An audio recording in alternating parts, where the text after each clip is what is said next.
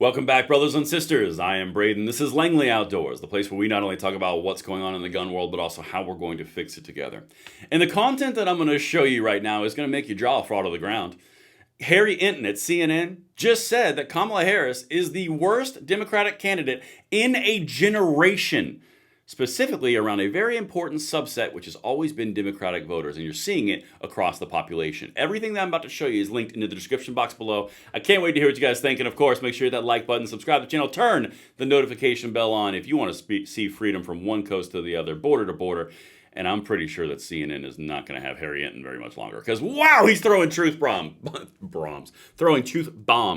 Guys, I've told you before, I love me some Harry Enten. But listen to what he just said about Kamala Harris being the worst in a generation. All right, this is going to pick up a significant theme if you're paying attention to this channel. Check this out.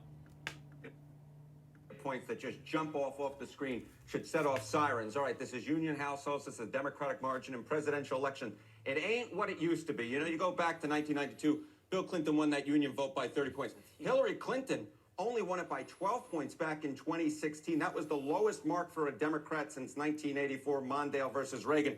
But look at where Kamala Harris is today. She's only leading by 9 points. That would be the worst Democratic performance in a generation. 10 points off the mark of Joe Biden, who of course won 4 years ago, was sort of that union guy, Union Joe, right? Won it by 19 points. She's 10 points off his mark, and the worst in a generation if this, in fact, holds, Sarah. All right, so I'm going to hold that for a second. Understand, guys, this is a really key point. As I'm showing you this stuff, you have to vote. If you think you're winning, run up the score. If you think it's even, eke over the finish line. If you think you're losing, come from behind and win. Every single person has got to vote. It's just that simple. Now, what he just said, and this is so key to understand, the first piece, before he even got to Kamala Harris being the worst, Hillary Clinton in 2016. Do you know the importance of that? Hillary Clinton lost in a big way to Donald Trump. She was up 12 points with union workers, down 18 points from her husband, and the worst since Walter Mondale in the 80s. Okay, 80s. Now, if you go current to where Biden was, he picked up 7 more points, but Harris has lost 10. That is a 50% reduction. Does that sound familiar to any of you? I'm going to do a video on this later where I'm going to put all these things together because I've picked up a pattern. You have to understand that is a 50% reduction. That should sound very familiar. Latinos, minorities, younger voters, everything. All right? What he just said, the worst in a generation, doesn't really sum it up. Worst since before 1984. Okay? Let's keep going because this, guys, alarm bells, 4-alarm fire, DEFCON 1. You're talking, holy God. All right, let's keep going. It's interesting to note that the difference between this, and Biden still won. Still won. But those numbers are significantly down. All right, talk to me about manual labor, those folks who went to trade schools. Yeah, those folks who use their hands. I think a lot of people oftentimes conflate the union vote with those who use their hands. Mike Rowe, of course, has been arguing more. This people part's should go to trade crazy. schools. More people should get a vocational degree. Look at this margin. This, to me, oh boy, does this tell you about the state of our politics now versus back in the early 1990s. Margin among vocational and trade school grads in pre-election polling. Bill Clinton was leading that vote over George H.W. Bush by 7 points. Look at where Donald Trump is today over Kamala Harris, a 31-point advantage. When I think people think of the working class, they think of people who use their hands, and we know that Donald Trump has been going after that vote, and he is in a very strong position, more so perhaps than any other bloc. The folks who go to trade school, vocational school, that has moved from being a core Democratic group to now being a core group of Donald Trump's massive amount of support among the working class. Let me translate that for you really quickly. Holy God, Democrats, what's going on?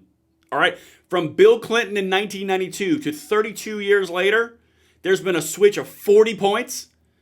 What that equates to, he didn't just make inroads, guys. What this equates to is there's been a complete demographic shift from blue collar, working with your hands, vocational skills, directly from the Democrats into the Republicans. It's done. It's gone. It happened. This right here, 31 points from a 7 advantage 30 years ago. Guys, I'm telling you, there are signs of cracks in the Harris Democrat campaign, and you're seeing them more and more and more on CNN in this final stretch. This is a really big, important deal. That advantage right there, even the anchor on the left said, wow. It should be a theme you're picking up. But let's continue. Let's let Harry wrap this up.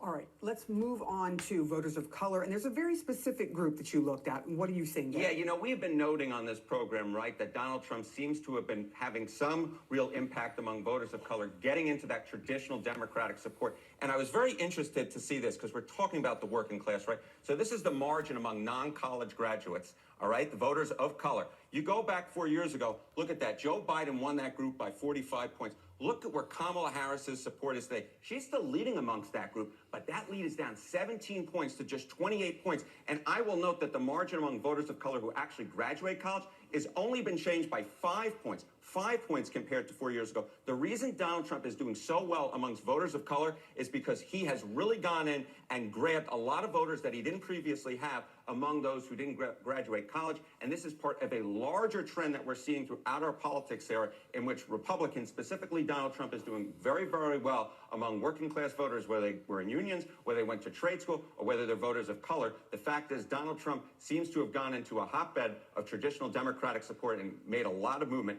in ways I don't think a lot of people would have thought when he went down that escalator just back in 2015. All right. Did you see something very important there, guys? Another almost 50% drop. Harris is consistently across voting demographics, against voting ages, against voter race, against education level, against professional level. She is consistently 50% or worse than any other Democratic candidate. And they want to tell you in the polls that it's a razor-thin margin. It's so close. Kamala Harris might be able to beat back Donald Trump. Guys, when you have this many data points that are pointing in one direction, and then you have the media saying that it's not the case, one of those things is not true. Vote because you can run up the score. I'm telling you, 37 days from now, you could look back and go, oh, we punched them right in the goods, because it's completely within your grasp. I'm going to keep on showing you this stuff. Let me know what you guys think in the comments below, and I'll see you on the next one. I'm Braden. See you later.